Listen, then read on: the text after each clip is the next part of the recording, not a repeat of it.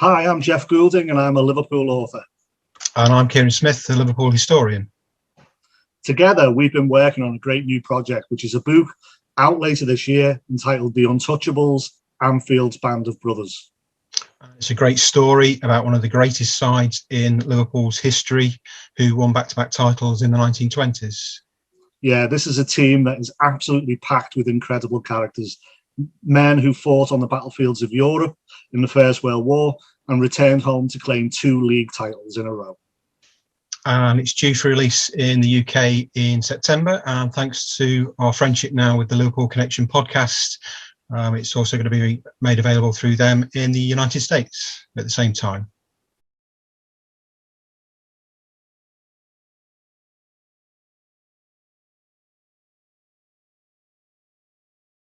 Hello, welcome to the Liverpool Connection podcast.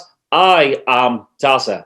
That's my name, Dazza. Yeah, that's right. I've got Steve with me, and all the way from Japan. She's a photographer, she's a writer, and she is the secretary of the official Liverpool Supporters Club in Japan. Is YUMIKO Tamaru. Hiya. Hiya. Thank you for having me on. Oh, you're very welcome. Very welcome indeed. I'm glad, that we finally did get you on. Yes. The last couple of weeks have been pretty hectic here in Texas because of the massive Arctic snowstorm that we got, probably once every 100 years. Every 100 years, wow. Well, I'm sure. But we made it through, didn't we, Steve? We did. We made it through. Yeah. Great. Good stuff. So let's kick things off. What attracted you to Liverpool Football Club? Oh my God.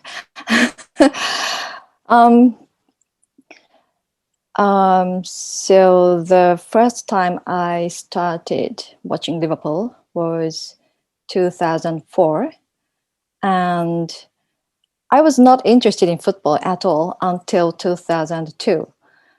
And what happened in 2002 was the World Cup here in Japan and South Korea. And so, well, if you are a woman living in Japan, in Tokyo, and just leading a normal life, you'll never have a chance to watch European leagues football. But when the World Cup happened here, because one reason is you have to subscribe to pay TV to watch, La Liga or Premier League or Serie A.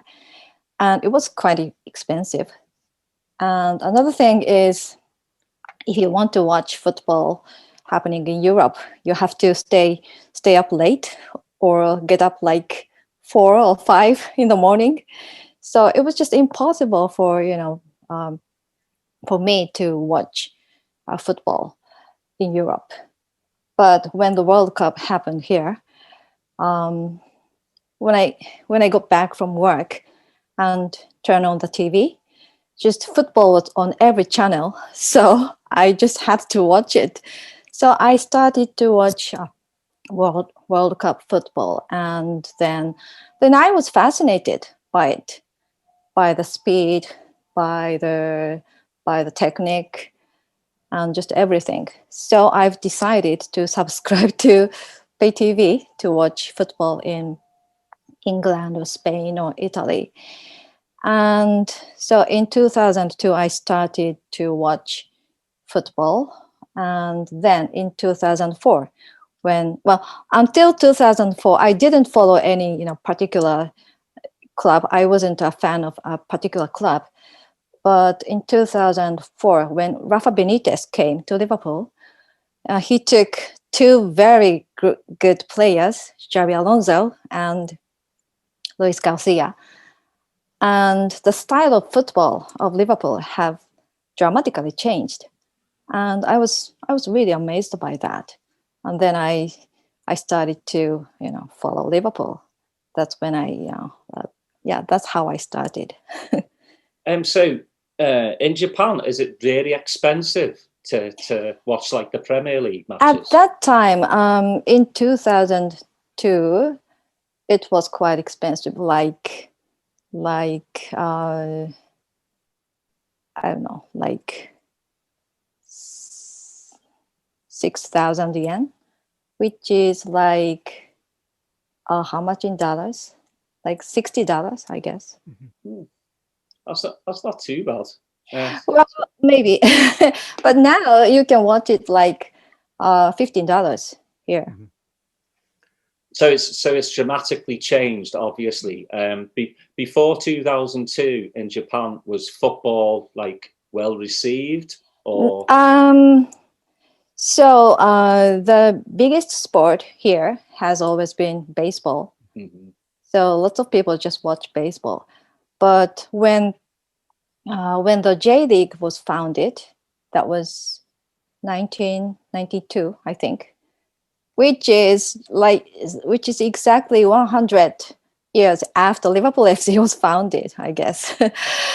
And so when J League was founded, I think lots of people started watching football and started following their local clubs. Mm-hmm. But I think it was only J League, and I don't think lots of people were interested in European leagues.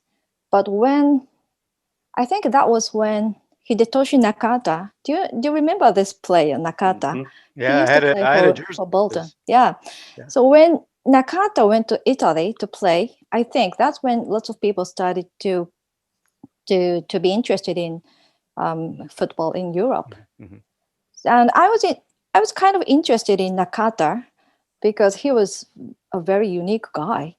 He was of course a very talented player, but he was very different to other footballers. He was very intelligent. He spoke Italian and English fluently, and he also speaks French, Spanish, I don't know. So he was a very intelligent guy. So I was interested in him, but I I didn't watch Serie A. I didn't subscribe to pay TV at that time. But I think that's when some people started to watch European football. Steve? Oh, you need to ask her your second question, Daza, about her first Anfield experience. Oh yeah, Anfield experience. Yeah, yeah, because you know the first time you ever go to Anfield. Well, okay. I mean, I think especially for foreigners, even if they've been like 20 times, you still get that amazing feeling when you walk up. But talk about your first time that you went over to England and went to Anfield. Mm-hmm. That was 2007, August. A match, the first match at Anfield of that season, and that was when Fernando Torres played at Anfield for the first time. And so that was the first time I've been to Anfield. And so he scored his very first goal, and that was amazing. So Steven Gerrard passed the ball to Torres, and when he did that, the whole audience, I think the whole audience sensed like, oh, we might watch a historical moment.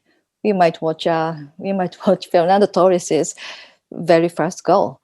And then the whole audience, how can I put it, held their breath for a minute.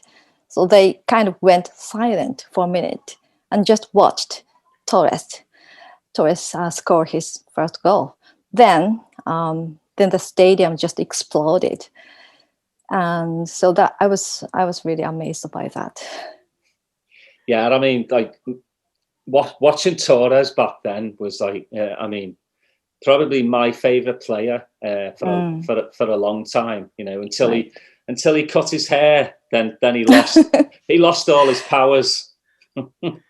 It's amazing that really out of all the players that we brought in here in the last 10 years,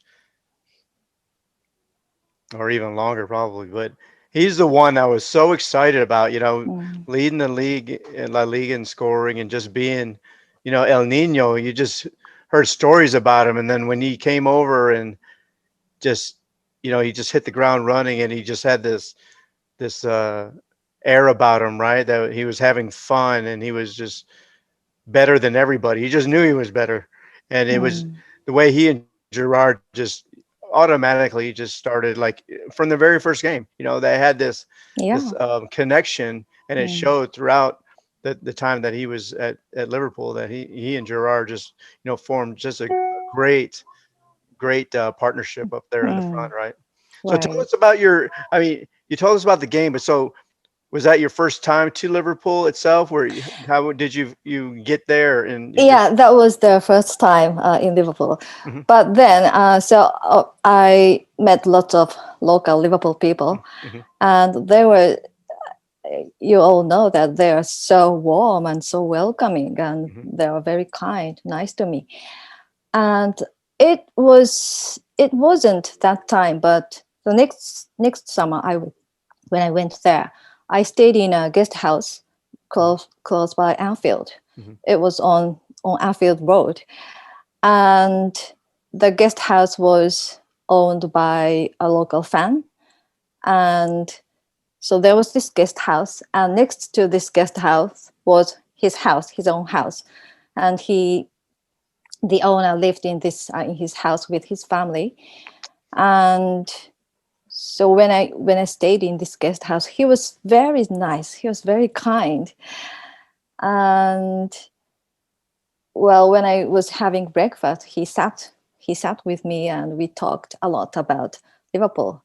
And he told me a lot about Liverpool City. And he also took me to kind of sightseeing. And so he took me to places like Penny Lane and Strawberry Fields, places like that. Also to the school Wayne Rooney went to, something like that. He was very kind. And so I started to, like Liverpool people, and I started to make more friends with Liverpool people. And then I started to love Liverpool more and more. So you go there in 2007? How did you get involved with the supporters club? Was it supporters club? Okay. I think I joined the supporters club in 2007. Okay. And then I started to get involved in events they were holding, like screening events. And so we had a former secretary, but when the big earthquake happened here, he was kind of he got affected by this earthquake, and so he asked us if someone could replace him.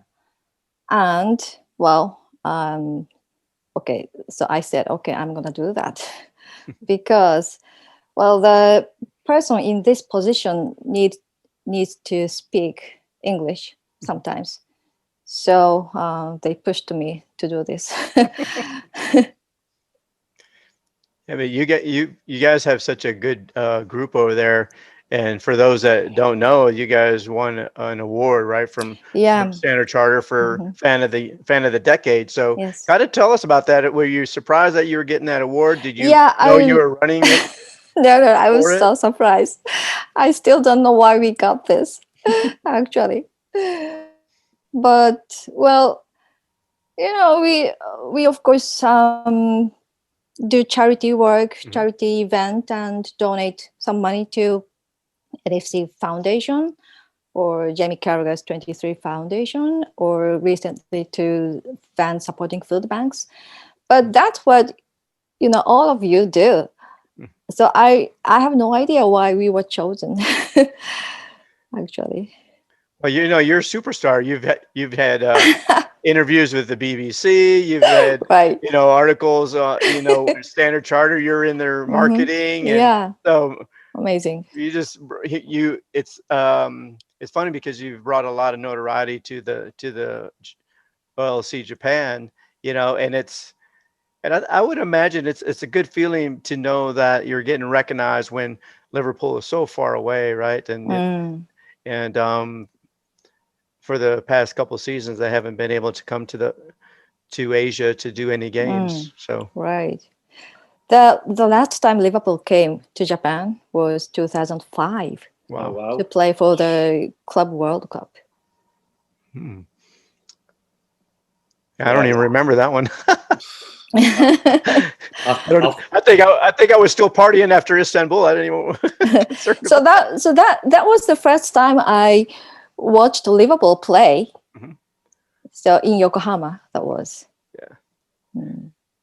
Yeah. To give some people some background, you and I have been messaging for 5 or 6 years now. And I took a trip to Japan, and you were going to host me the first night. You were going to take me to a J League game, and I was so excited. And then we missed our plane out of Austin, and so we got there a day later. There was no games going that day, and here we are 6 years later talking for the face to face for the first time. But I'll always remember your being so gracious to willing to come take me to the game and everything. But hopefully we can get back over there. And now, I was going to ask you, so when you guys, how many members do you have in your club now? I know we had Tatsuki Imai on before, and but I know that he said that the group was growing a lot. So yeah, but we have like 300 people here. Yeah. So the fan base here is not big, really. Like, the fan base is so big in places like Thailand or Indonesia, but not in Japan, as I told you. So the baseball is just the most, popular sport here. Well, I mean, it has to start somewhere. I mean, Tokyo is the most populous city in the world, so I'm sure you guys can help grow it, and especially leading up to this summer, hopefully, or is it next summer that the Olympics are coming? Is it 2022, right? This summer, 2021. So, I mean, you guys are going to have a lot of people coming in, and I know there'll be a lot of Liverpool fans walking in and out trying to find you guys, So just wear your red shirt, you'll be recognized by somebody. Right. I know.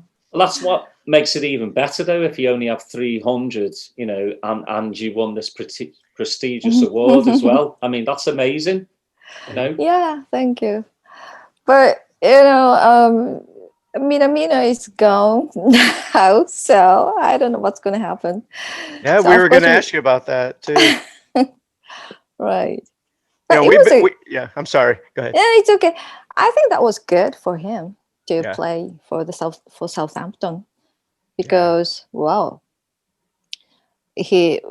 all know he needs more game time. Yeah. Now he can play there. Yeah, I mean, we were, Daz and I were both wondering why he didn't get game time before some of these other players that were playing. We all remember the last time he played a full game against Crystal Palace. He scored. We won 7-2. And then the next 7 games, he played a total of 6 minutes. So, we're sitting over here going, what more do you have to do, to get more playing time? And then when other people are coming back and they're playing in front of him, and we're just scratching our heads like, we're not scoring goals, man. At least we scored some goals the last time he played. Yeah, but the thing is, as fans, though, we're not watching day-to-day training. Right. So obviously there was something that Klopp saw, that just didn't think he was ready. But then you look at like Origi, who comes on, and you just know he's not going to score. I mean, it's that type of season. But he's got height. Minamino is kind of small. Well, I actually think that's why Klopp kept Origi, is for the height. Yeah, I think so. But the crosses have gotten nowhere near his head, and he's gotten nowhere near the crosses. So it's a match made in heaven.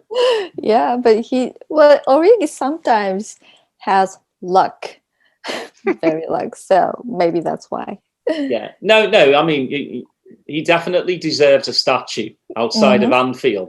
But just for his the goal against Everton, and then, you know, Champions League goal and all that. But, you know, it's time for him to move on. But with Minamino, I defo think, you know, he's got obviously there's talent there, and I do think Liverpool will you know, we'll see him next season in the squad. You think so? I'm not sure if he's coming back to Liverpool. No, really? No. Well, what do you think? Well, I think it really depends on these next like 12 matches that he plays for Southampton. You know, he's got to score. I would think he's got to score at least another 4 to really like, you know, put on the map. But again, you know, he'll come back. They'll hopefully get a proper pre-season, and then, you know, we go from there.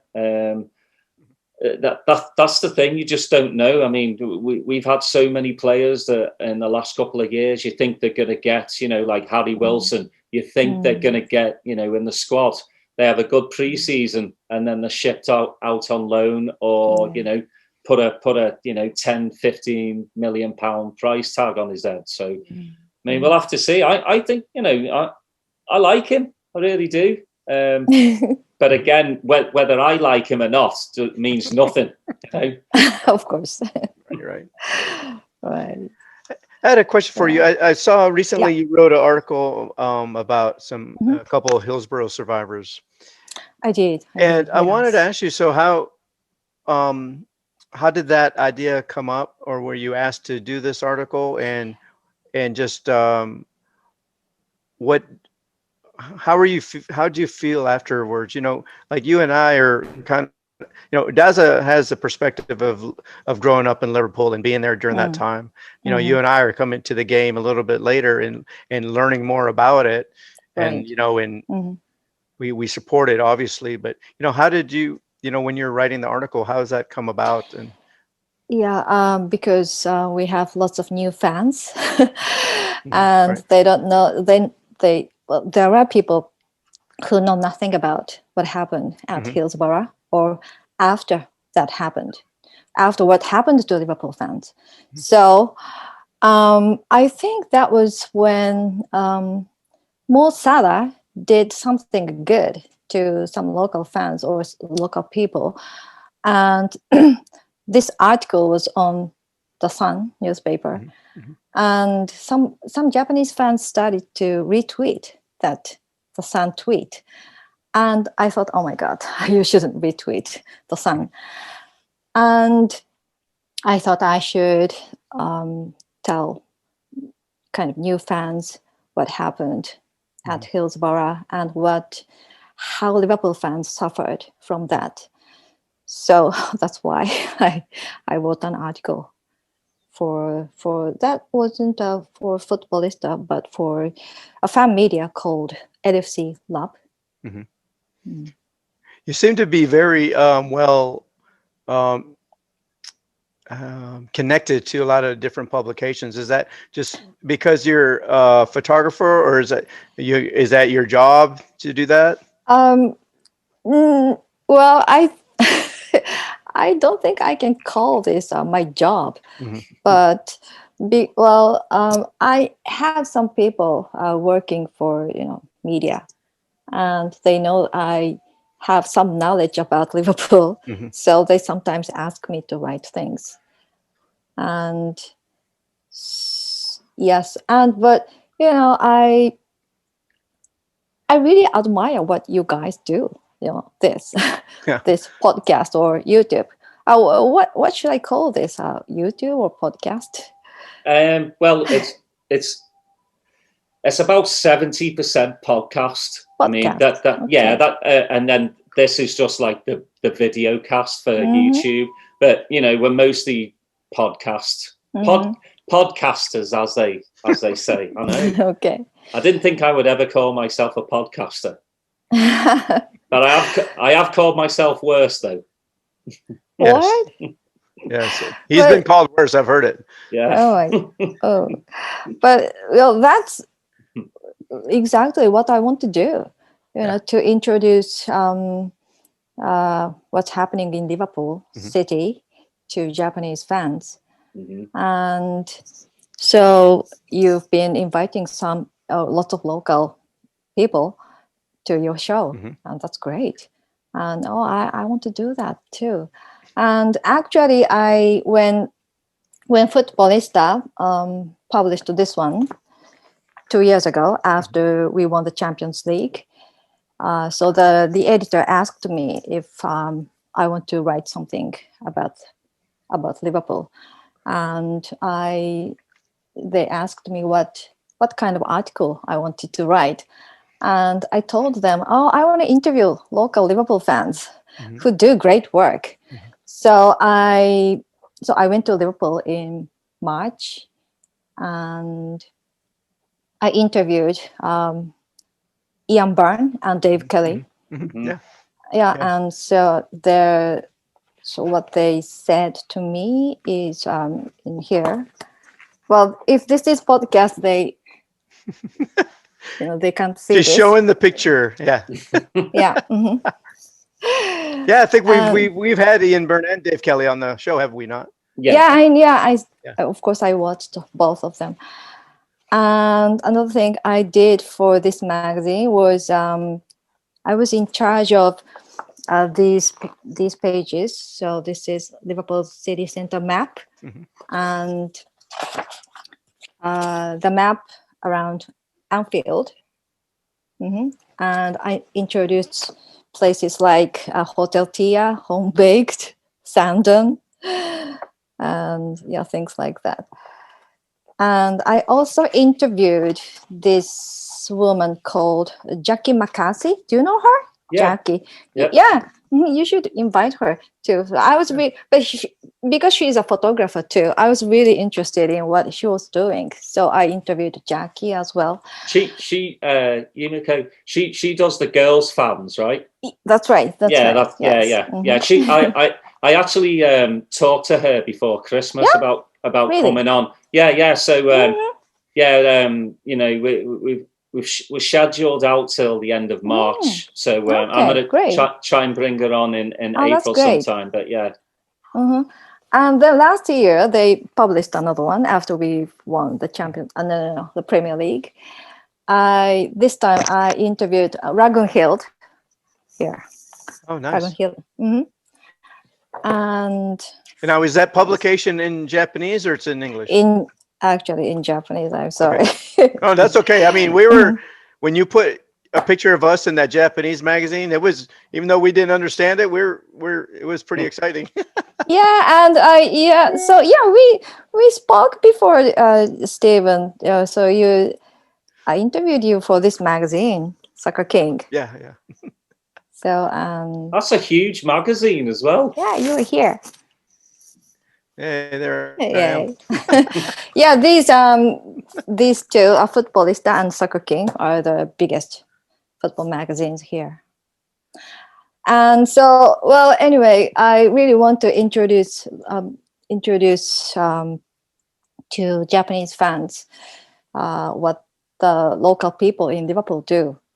So I really, really, really admire what you do this way, and inviting people like Dave Kelly, Ian Byrne, who else? Lots of people like George Sefton, and some weeks ago, George Sefton sent me a friend request on Facebook. Yeah. And I thought, oh my God, why did he send me a friend request? Oh, that's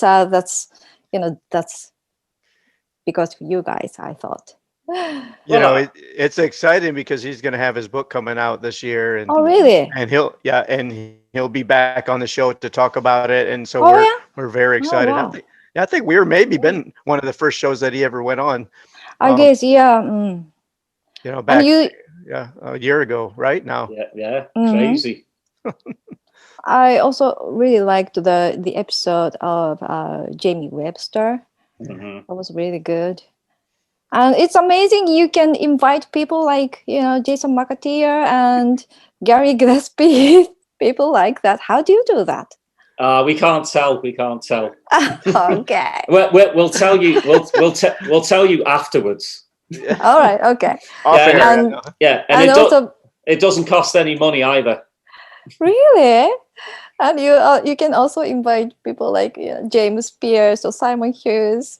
I always wanted to talk to these guys, and actually, I really wanted to translate one of James Pierce's article on The Athletic. So I really wanted to contact him, and somehow I got his email address from someone. So I emailed him, and he never replied me back. Well, I mean, I think we really got lucky with James, because a lot of the journalists, though, on podcasts, I think they only come on, like once, and then you'll never hear from them again. So we kind of got lucky with James. But it's basically just trial and error with trying to get guests on. You send them an email. If you don't get one back, you try and send them another one. If you don't get one back, then you just go, all right, on to the next. But the great thing about Scousers is if you're from there, they'll really help you out. Right, that's right. I've been very privileged to come from there. But just I think when people come on this show, they feel at ease, because we're not talking about anything else. We're talking about them. The sole thing is on them and their story. So me and Steve barely try and not talk. I know it's hard, but we'll try and not bombard the guest.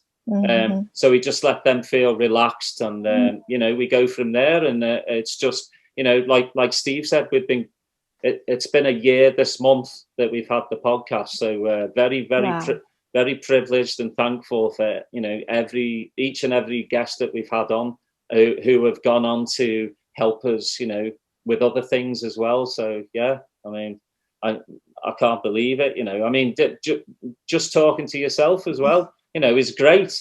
I mean, thank you. It opens up a whole world of like possibilities, especially now with Zoom. Would I have ever been able to go to Japan with 4 kids? Probably not.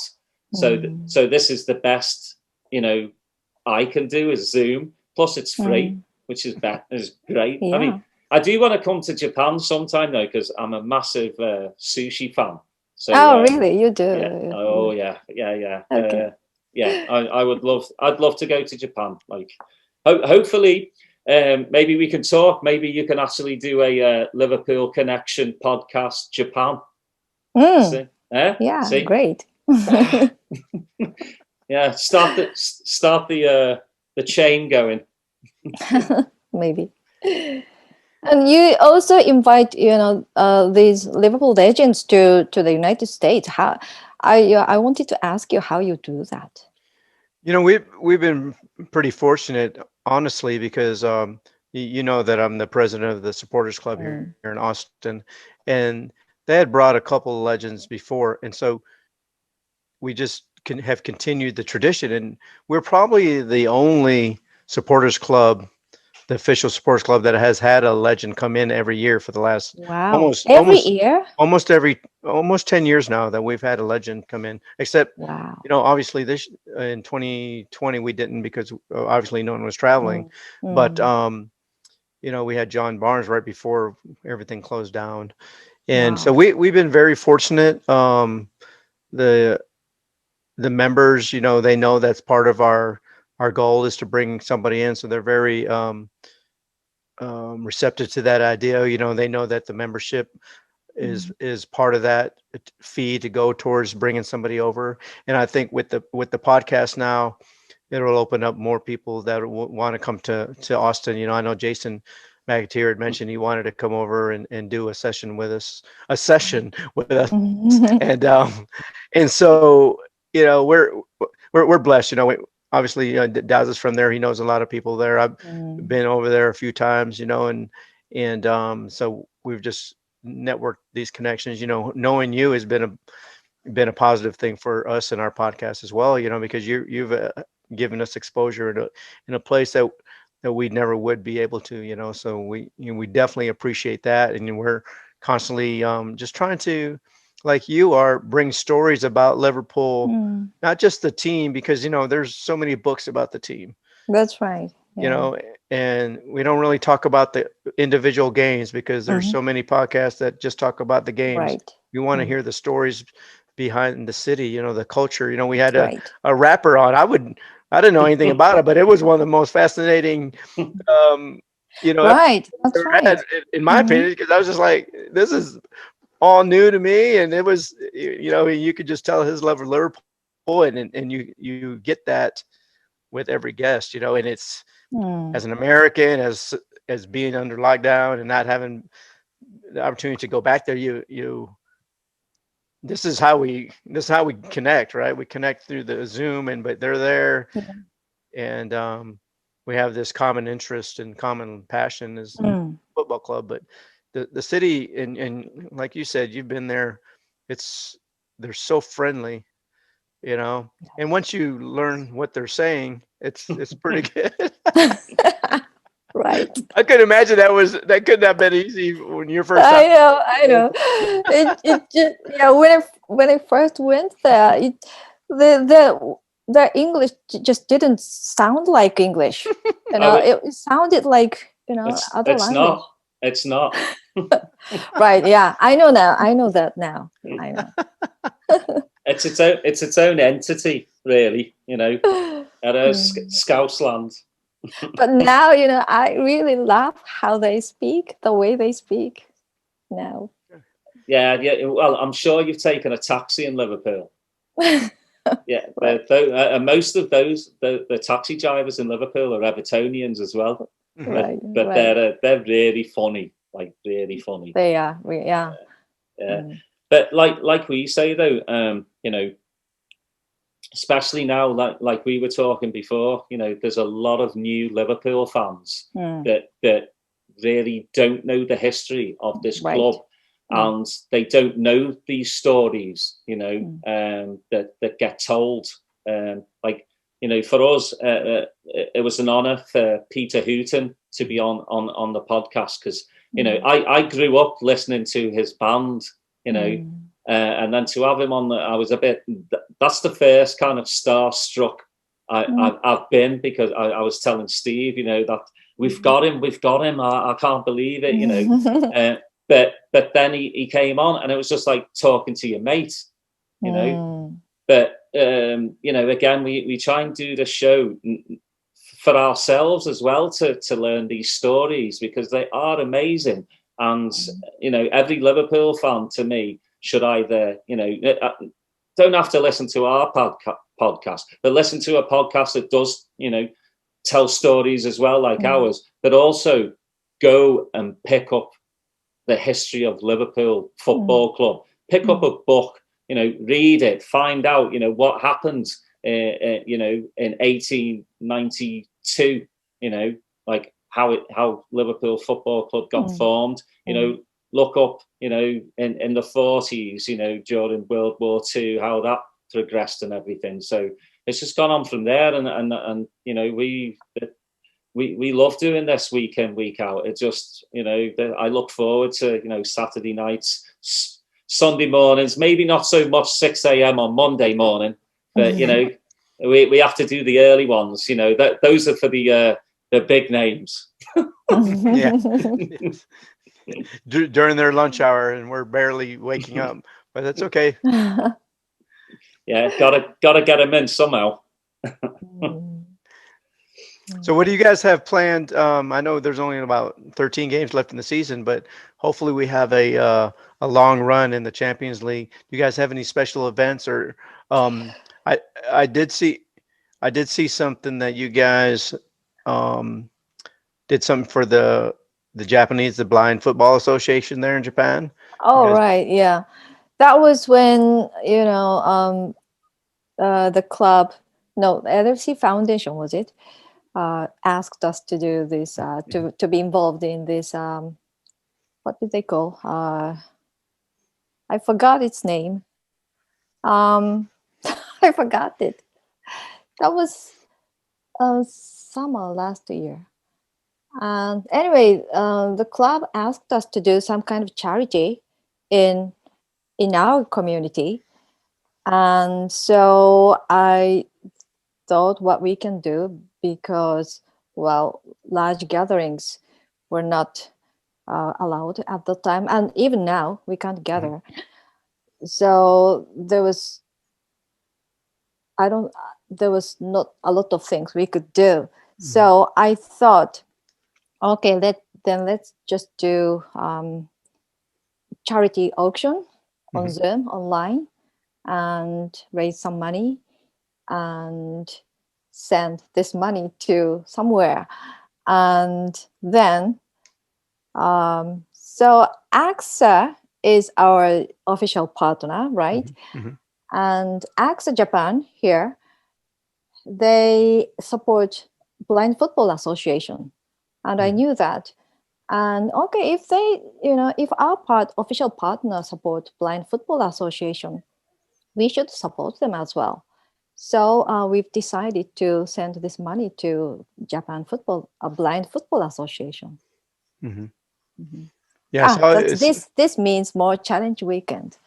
Now I remember. Okay, yeah. I mean, it seemed like it was a very fancy kind of deal. It was like everybody was dressed up, and you had a lot of press there. In Access office, and actually, it wasn't only for me, but they had a kind of tournament from October, and they kind of had a kind of opening event for the tournament, and I was invited there, and to to give this money to them in that occasion. So that's why. Yeah, it seems like being there in Tokyo, it really is a place that obviously a lot of people in normal times travel and visit, and right. Hopefully the Olympics do happen this summer, but it seems like it's very conducive to marketing. People that are associated with the club who want to get a foothold into the Asian market, that Tokyo is such a natural place to begin. And probably the fact that you guys are there and established and have been for a long time. I mean, you guys are been an official club for twice as long as the Austin club, so it seems to be very beneficial. Yeah, maybe, I guess. Well, we still don't know if Japan are inviting people from overseas for the Olympics. I wonder if that really happens. Well, they should decide soon. Yeah, it's a strange one, because we've also got the Euros happening as well, and the Euros were actually supposed to be played in England, France, Germany, Spain, Italy. Right. I have no idea if that's going to go ahead, but then you've got the Boris Johnson saying May 12th or the 17th there could be 10,000 fans back in the stadiums. To me, I don't know. I think that's too soon. Maybe a bit madness, because the weird thing is, they're not expecting everybody to get the jab adult wise till like the end of June, mid-July. So yeah, having the Olympics as well is just a strange one, But money talks. That's the thing, money talks. But yeah, we'll see. Yeah. I'll still watch it on the telly though. Yeah, definitely. Hey, Yumiko, is there a project that you're working on or that's coming up next that you have a deadline for, like a magazine article or anything? No, not at the moment, unfortunately. Yeah. I want to do that. I want to do something though. I also interviewed people from Spirit of Shankly for Footballista website. You had Karen Gill, right? Karen Gill and Steve Monahan. Yeah. And I forgot the other guy's name, but yeah, I did. But so in Japan, it's only me who does things like this. Introducing local people in Liverpool to Japan. But I really want to do this because, I think I'm the only person who can do that here. Yeah, Karen's such a nice person. She has so many good stories, right, of her granddaughter or her grandfather. I enjoyed her episode as well. Yeah, so did we. We're like, hey, we're talking to a direct descendant of Bill Shankly, man. Right. How awesome is that? So yeah. Great. It's once in a lifetime, It's just, I mean, like my granddad used to tell me Shankly stories. So, to get, to hear, the granddaughter of Shankly tell us these stories was just like absolutely brilliant. Yeah, I guess. So, well happy. So, for, the matches, we play tomorrow, so you'll be watching it late at night, right?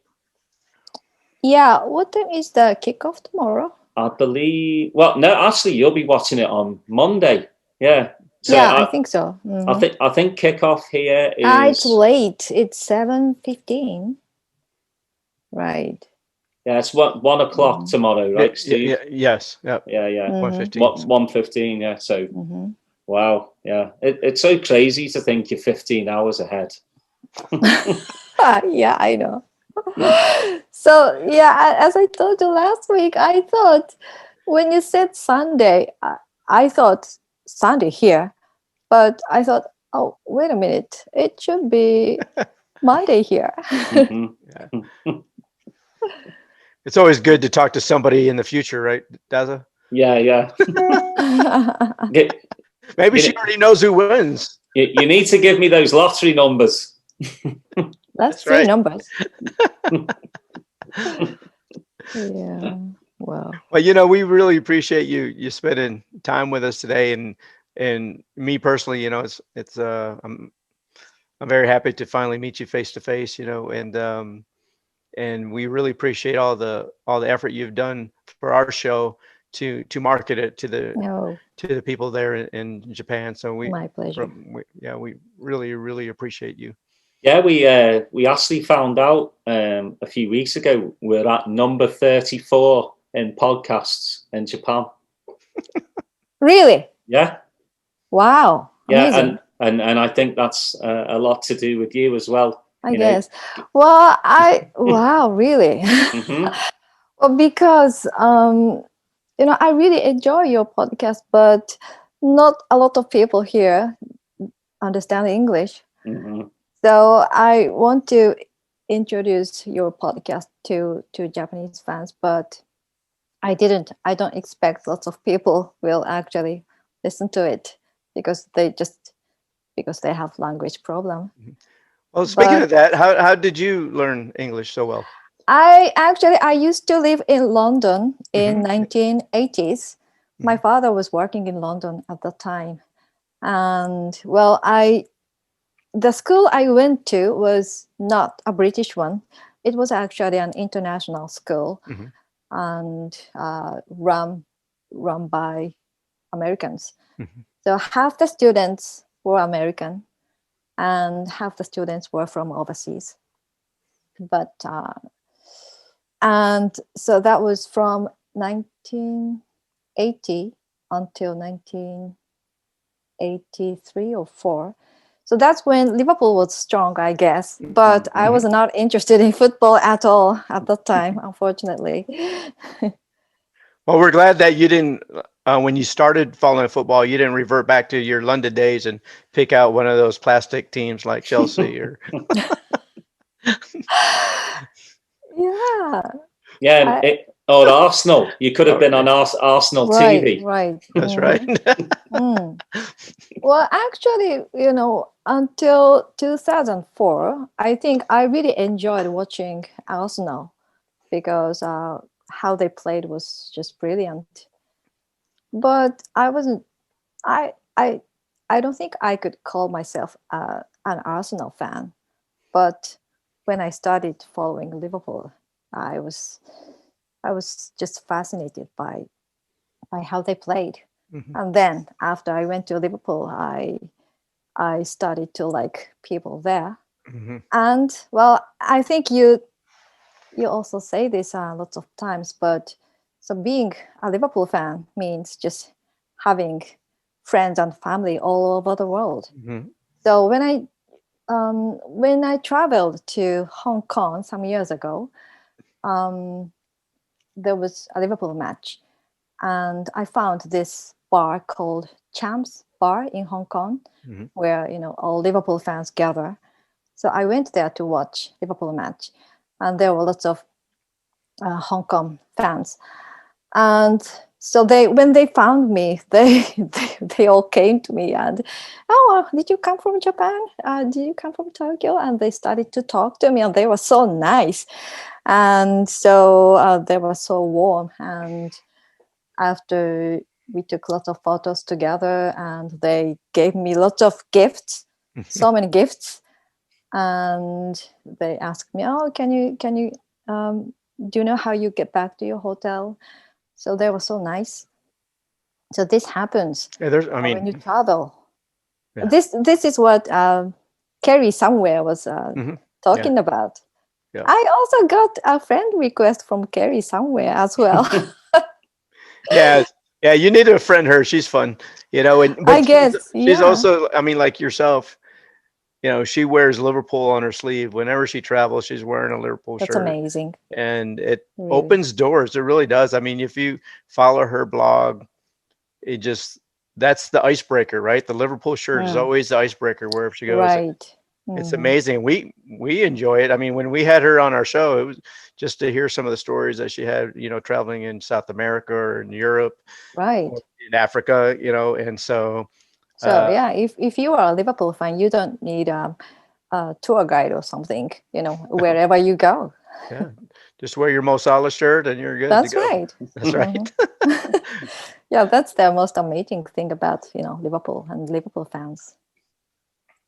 Yeah. We So are we need pretty to. good. Yeah, yeah.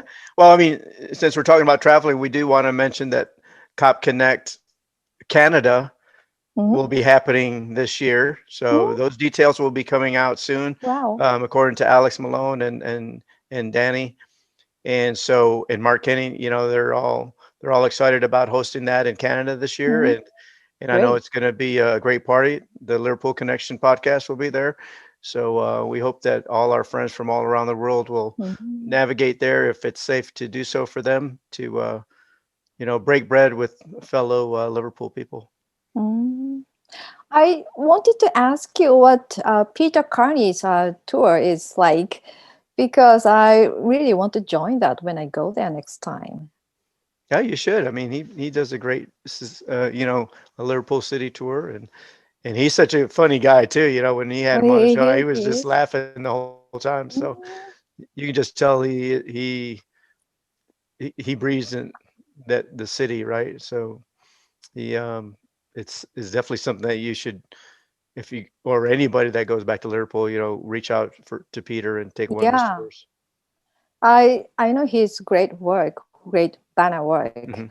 but I didn't know about this tour until I watched your podcast. I mean, watched your YouTube, and I All really right, wanted. there's our commission, man. We get a commission now. Yeah, get that dollar. That's right, Peter. You listening?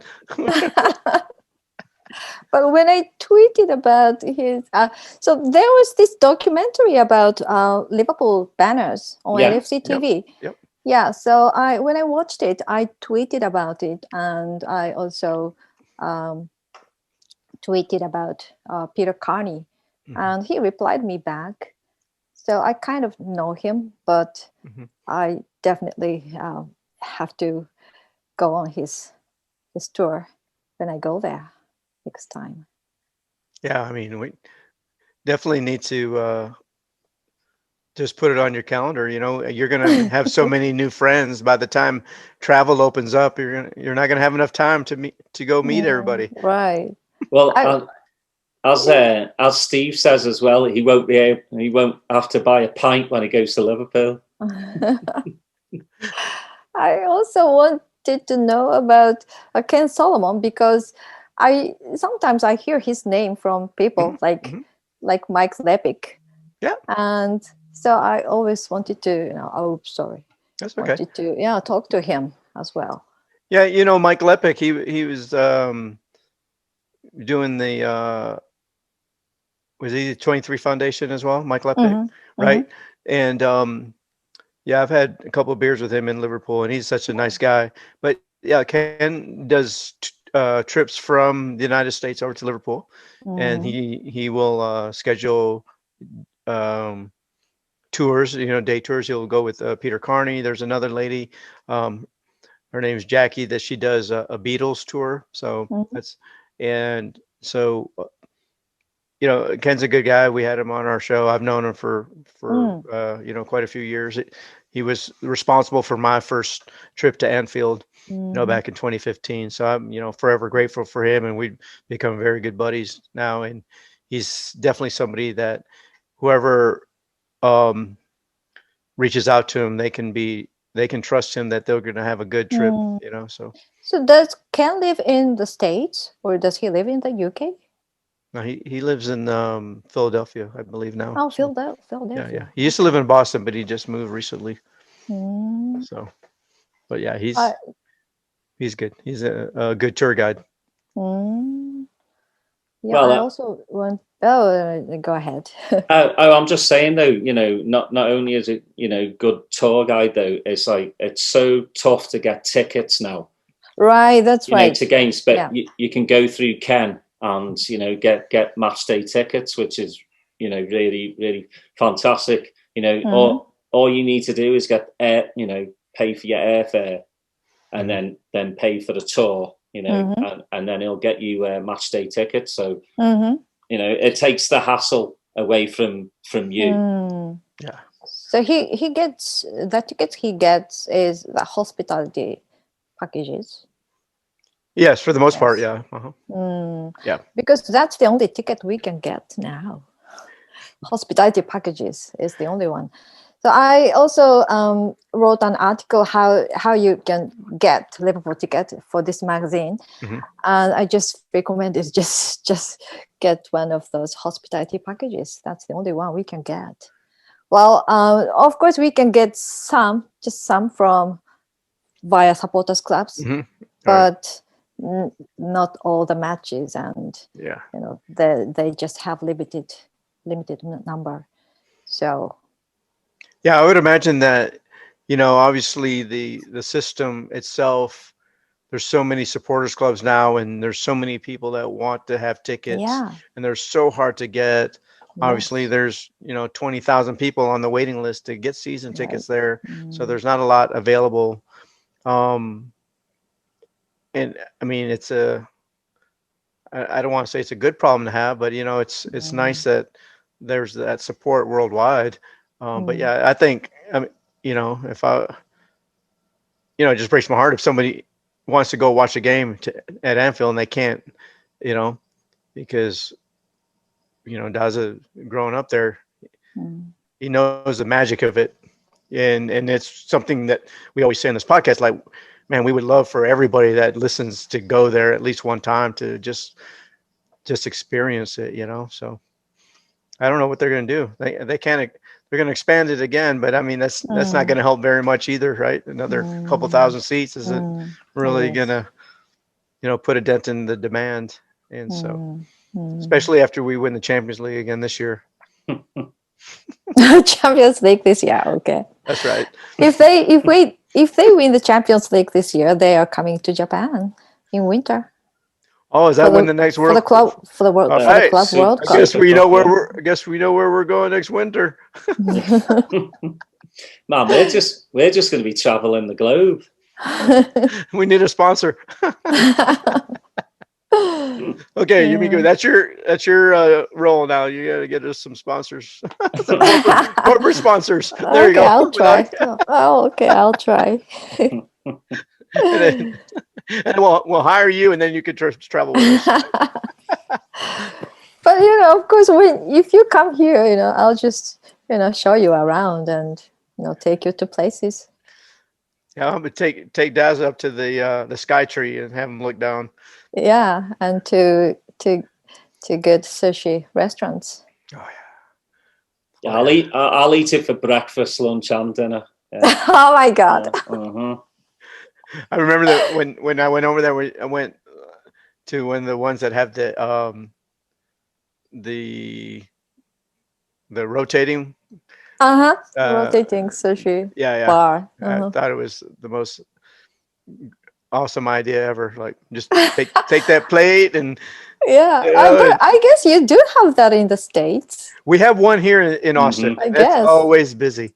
It's always busy. And then you don't realize how much you eat until afterwards. Right. And then you're like, and I guess your plates are all the way up here. Right. Yeah.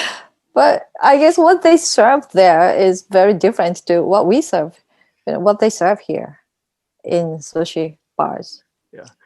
We're fortunate in our group. We have a Steve Riyad, who owns a sushi restaurant. He gets it fresh every single day, and he's Japanese, and so when we signed Minamino, he made a new sushi roll. He called it Scouser roll, and it was very spicy, but it was very good. So yeah, wow, amazing. Yeah. I also want to visit Texas there. Yeah, come over. Yeah, I really like this film called Paris, Texas, directed by Wim Wenders, the German director. And since I watched this film, I always wanted to, see what Texas is like. It's big. It's big. I guess. Yeah. And hot. Hot. Okay. Yeah. Don't come during the summer. Oh, okay. I'll try not to. Yeah. Way too hot. Okay. Well, I think I had some questions I wanted to ask you. Yeah, of course.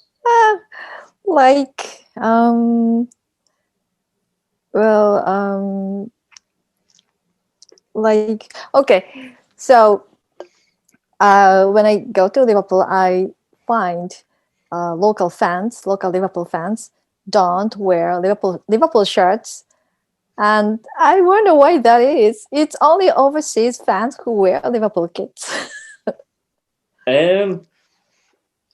Good question, really. I mean, yeah. In the 70s and 80s,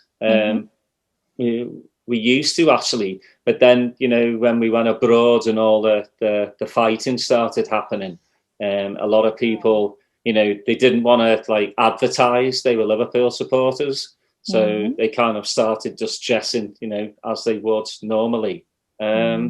But yeah, I think it's just carried on from there. It's like I don't really have to wear the Liverpool shirt to watch Liverpool Football Club kind of thing. Plus, when usually when you watch the match anyway, afterwards you go out, so you're already dressed up and stuff. But no, it's a good question because quite a few people have kind of laughed at some people that do wear the shirt, and right. and I'm one that I'm on the fence. I'm like, do you want to wear a shirt? Wear a shirt. If you don't want to wear a shirt, don't wear it. I don't. I just because they're too hot. They are. Well, I mean, like here in Texas, they're just too clingy for me. But yeah, no, it's just one of those things. We just don't. Yeah. Yeah. But do they buy? Yeah, we buy them. We just don't wear. Yeah, it's like for me, I just collect them. But yeah, I wear like a Liverpool polo. I'll wear one of those, but not the actual jerseys. But but you see some Scousers wearing them as well. I mean, you see a lot of dads with their kids. They'll wear them. you know. But well, you know, kids wear them, yeah. yeah. But if you're just going to the match by yourself and meeting up with your mates, then yeah, you won't see many Scousers wearing them. Maybe, you know, you like the Champions League final, you saw tons of Scousers wearing them then. But like if they're at Anfield and just watching the match on a regular Premier League day, yeah, you won't see that many of them. But like a final, or you know, when we do have this frigging massive parade, you know, you'll see everybody wearing red. But yeah, you know, it's just one of those things. Like you just you just don't you want to wear, you know, your fashionable clobber. So that's my take anyway. You know, some other Scouser might go, yeah, I wear me jersey like every match, but yeah, I just don't feel the need for it to put my passion, you know, because I'll be the one screaming at the television, you know, in the pub, so you'll know where I'm from. So that's right. It's all right. That's more things for us to buy. Okay. Like, You had another question? You've turned the tables on us. That's right. Wait a minute.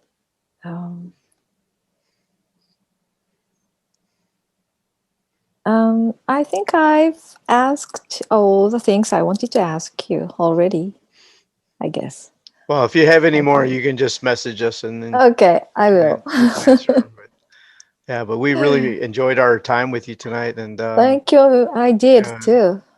We can't wait to talk to you again, and we hope that one day we'll all be in the same place and and have a beer. I don't know if you drink beer, but actually, I don't. We'll I don't drink alcohol. Okay, great. more for Steve. Well, No, that's right. No, it's been an absolute pleasure, and like Steve said, you know, if we can't get to Japan one day, hopefully we all meet, you know, in Liverpool and go to a match. There it is. You know, because that would just be brilliant. You know, one of the biggest things about, you know, the podcast that we do as well is like when I eventually do get back home, or you know, if Steve can come as well, is all the guests, you know, that we've had on from Liverpool, we're going to meet up, you know, at a pub, and you know, just chat, and then get this fantastic photograph taken. That would be brilliant. Of us and all the guests, and you know, that'll go up next to these boys as well. So yeah, looking forward to that. That means Thomas Gronemark will come. I hope so. Yeah. well, only if we serve cake. Cake? Yeah, he loves cake for some reason. He does? Yeah. Wow. Yeah. I mean, who doesn't like cake? Well, okay. That's funny. Cake and beer. Cake and beer. Really? That's well, do you drink beer diet. Eating cakes? Yeah. To each their own, I guess. To each their own. That's right. That's right. Well, if you get to, if you see Tatsuki, tell him we said hello as well. Yeah. Okay. Yeah. I think I'm going to talk to him today. Oh, yes. You are? Okay. Yeah, tell him again. Thank you for coming on, because it was really. I will. Really good.